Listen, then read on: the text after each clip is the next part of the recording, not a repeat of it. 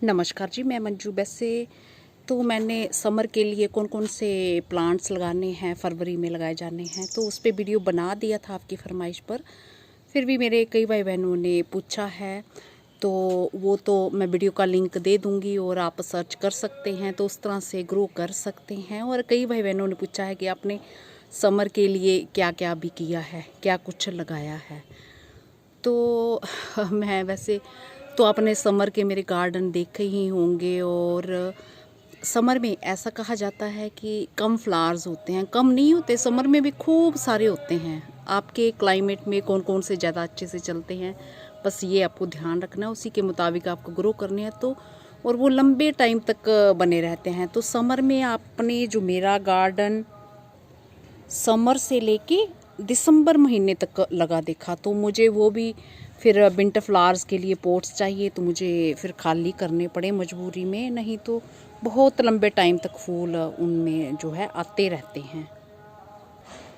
Summer के लिए तो मेरी तैयारियां ऐसी रहती हैं कि जैसे मैंने आपको बताया कि मेरी आदत है, मैं गमलों में जैसे प्लांट्स लगे हुए होते हैं तो उनमें कोई ना कोई सीड्स जो मेरे गार्डन में तैयार होते हैं, जैसे समर के लिए तैयार हुए, तो कुछ ना कुछ मैं डालती रहती हूँ। और जब सही मौसम आता है तो वो सीड्स जो है अपने आप ही उगाते हैं और प्लांट्स बड़े होने लगते हैं, तो आपको फिर लगाने की ज़रूरत भी नहीं पड़ती। और कुछ एक तो मैं लगाती भी, ग्रो भी करती हूँ।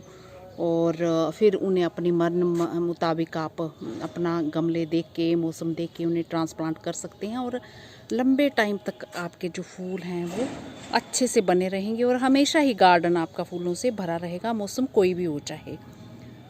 तो मैंने क्या क्या अभी जो मेरे गार्डन में समर के लिए तैयार है और कुछ हो रहा है, तो अभी मैं कुछ एक जो मेरे को याद आते हैं वो नाम बताती हूँ। ज़रूरी नहीं कि अब मैं वीडियो बनाने लगी हूँ, कई बार ऐसा होता है कि जब मैं वीडियो बनाने बैठती हूँ तो मैं फिर सब भूल ही जाती हूँ कि ये भी बताऊँगी, बाद में मुझे याद आता है।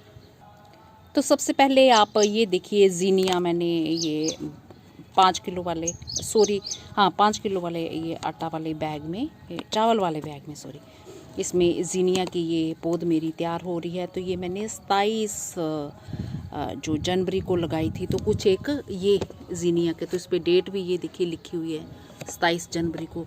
तो 4 पत्ते हो जाएं तो इन्हें ट्रांसप्लांट कर सकते हैं, डायरेक्टली भी ग्रो कर सकते हैं।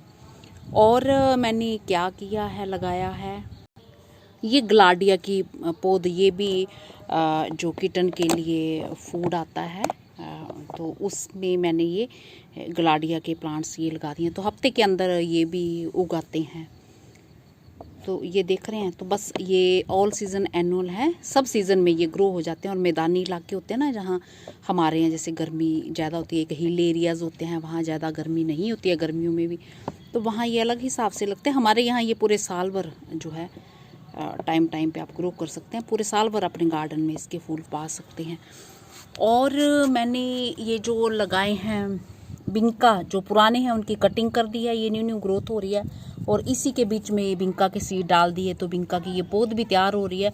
और कुछ बड़े बड़े भी बिंका के मेरे प्लांट्स तैयार हैं जो मैंने दूसरे गमलों में डाल दिए हैं। और इसके अलावा मैंने क्या किया है, ये सर्दियों में मैंने गोमफ्रेना के कुछ एक डाले थे, तो इनमें अब इतने बड़े प्लांट हो गए कि इनमें फूल आना अभी स्टार्ट हो गए हैं, तो इसके गोमफ्रेना के भी मैंने डाल दिए हैं। और विंका के ये देखिए बड़े बड़े पौधे, ये जैसे मैंने अडेनियम की कटिंग कर रखी हुई है। अभी इसकी मिट्टी मैंने चेंज करनी है, अब जब भी मुझे आजकल में टाइम मिलता है तो मिट्टी चेंज करनी है। तो बड़े बड़े प्लांट भी ये हो गए हैं, तो इन्हें मैं ट्रांसप्लांट कर सकती हूँ, इतने बड़े बड़े भी ये ट्रांसप्लांट हो जाते हैं।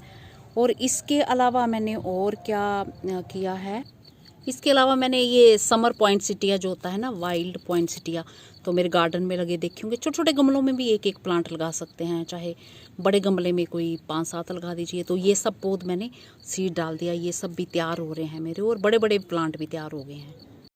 इसके अलावा मैंने Q1 वाटर कप के, जो समर में बहुत अच्छे से खिलते हैं, इसके भी सीड्स कहीं ना कहीं, और बड़े बड़े प्लांट्स भी कई गमलों में हो गए हैं मेरे। तो ये है, बाकी टिथोनिया को भी ग्रो कर सकते हैं। मैंने समर में सॉरी विंटर में ही डाल दिए थे, तो विंटर में ये लग गए। तो टिथोनिया के ये देखिए मैंने ट्रांसप्लांट भी कर दिए, इतने बड़े बड़े पौधे हो गए हैं। और कुछ छोटे छोटे भी निकल रहे हैं, ये टिथोनिया लगा सकते हैं। और कुछ मेरे गमलों में सनफ्लावर के भी निकल आए हैं।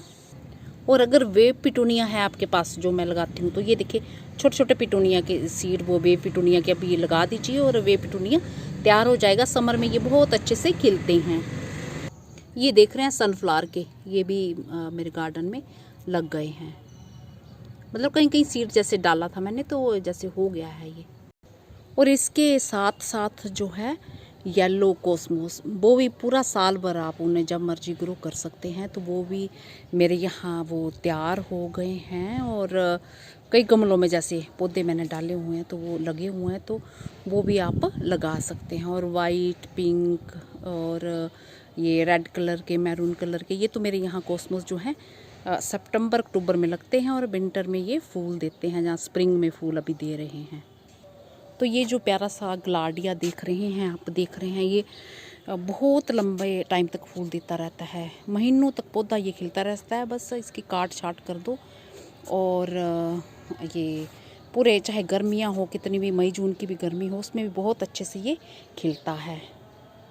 तो इस तरह से आप तैयारी करके चलेंगे तो फिर कोई भी मौसम हो, आपका गार्डन जो है हमेशा फूलों से भरा ही रहेगा।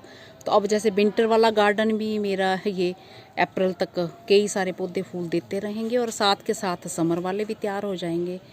तो इस कारण जो है फूल मेरे गार्डन में ख़त्म ही नहीं होते हैं। बस ये अलग चीज़ है कि मई जून में कई बार मेरे यहाँ पानी की खूब प्रॉब्लम हो जाती है, तो फिर मैं ज़्यादा प्लांट्स नहीं रखती हूँ। फिर उसी के मुताबिक देखती हूँ कि कितने मुझे रखने हैं, जिनकी ताकि मैं अच्छे से केयर कर पाऊँ।